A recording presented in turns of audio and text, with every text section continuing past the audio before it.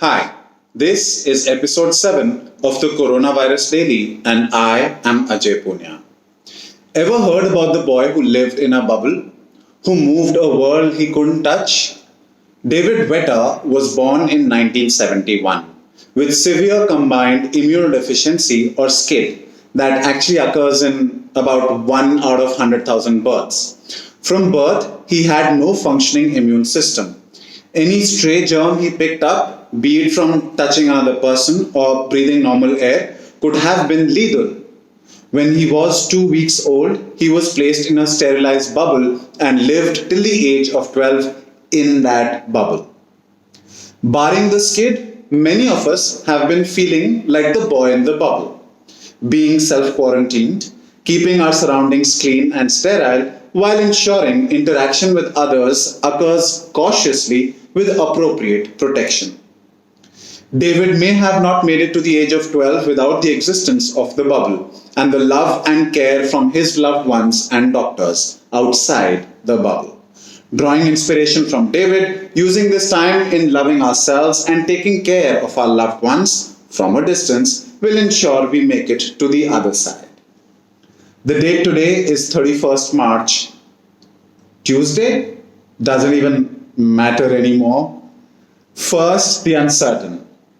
Originally, it was believed that it was the rhinolophus bats with the pangolin as intermediate hosts that were the culprits for unleashing this coronavirus that has wreaked havoc amongst Homo sapiens.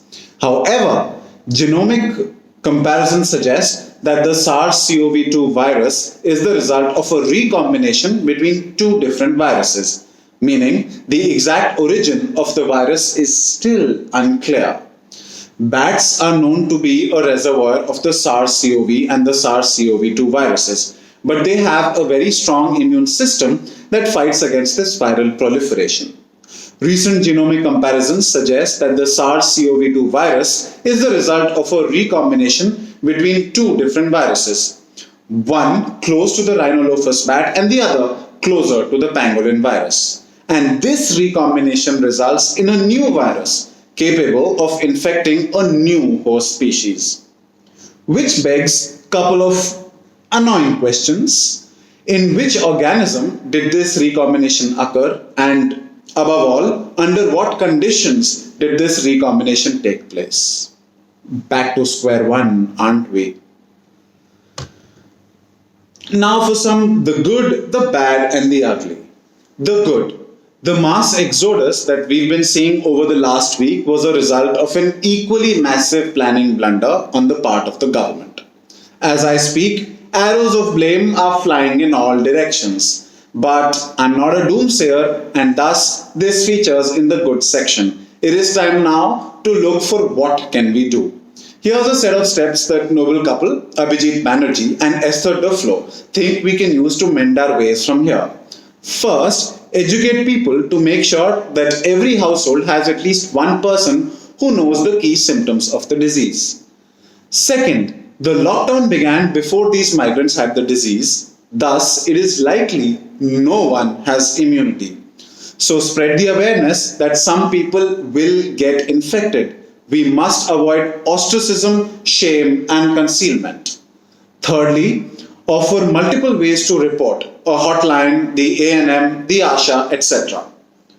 Fourth, empower rural health practitioners with training and reporting cases to higher authorities. Fifth, collate these reports urgently so that trends can be identified for tracing and isolation. Sixth, ensure access to necessary equipment.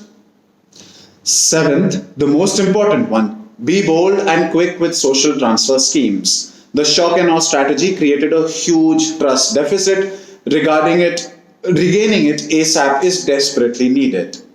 We can't win this battle without cooperation of the public. And finally, the war effort continues till there is a vaccine. The bad. Last week, I spoke of how authoritarian leaders can use this moment of crisis to give themselves unlimited powers. How naive of me. A real authoritarian will not only give himself unlimited powers, but also for unlimited time. Hungarian parliament passed a bill yesterday giving the Prime Minister Viktor Orban unlimited power, rule by decree, no elections, parliament suspended, spreading fake news gets 5 years in prison, and leaving quarantine 8 years in prison. Although Orban did say he will use these powers proportionately and rationally. But looks like Hungarian democracy is now itself in quarantine. After this, there have been cries to remove Hungary from the European Union, but as individual European countries shut their borders in the pandemic, the bigger question is, will the EU survive COVID-19? And now, the ugly. If your anxiety triggered listening to the bad, I would request you to avoid listening anymore. Okay, so now that you're still here. Post the SARS epidemic of 2002, China built a system of infectious disease reporting that hospitals could use to notify the authorities. It was everything you can expect it to be. World-class, fast, thorough, and immune from data fudging. Except it did not take into account bureaucracy. You see, as long as there will be an aversion to the guy who brings the bad news, information will be hidden and response will be poorly handled. In the case of coronavirus, not just the world, but even Beijing's health officials learned about the outbreak not from this robust system, but from 2 documents leaked online. But that's still not the end. When Beijing got involved, the criteria they set for reporting of cases was made narrower, further delaying the realization that the virus was now among humans. So next time, when you hear or see the words acute gastroenteritis, it may be a cover for cholera, or in case of COVID-19, acute pneumonia. History tells us that post any disaster, some relief can be expected from some good Samaritans abroad. China, that has raised its propaganda warfare to top gear amidst this, recently sent 150,000 portable quick coronavirus test kits to Czech Republic. Unfortunately, it was reported about 80% were faulty, as they generated a high error rate. Although their deputy PM did downplay the discovery, saying wrong methodology was used or they can be used when the disease has been around for a while. While the kits sent to Spain were better, but they were reported with only 30% success rate. And now China is donating medical supplies to Canada. Good luck. The response is awaited. And if China wasn't enough, there's Russia. Russia pitched in to help Italy with 100 experts and medical supplies. Great.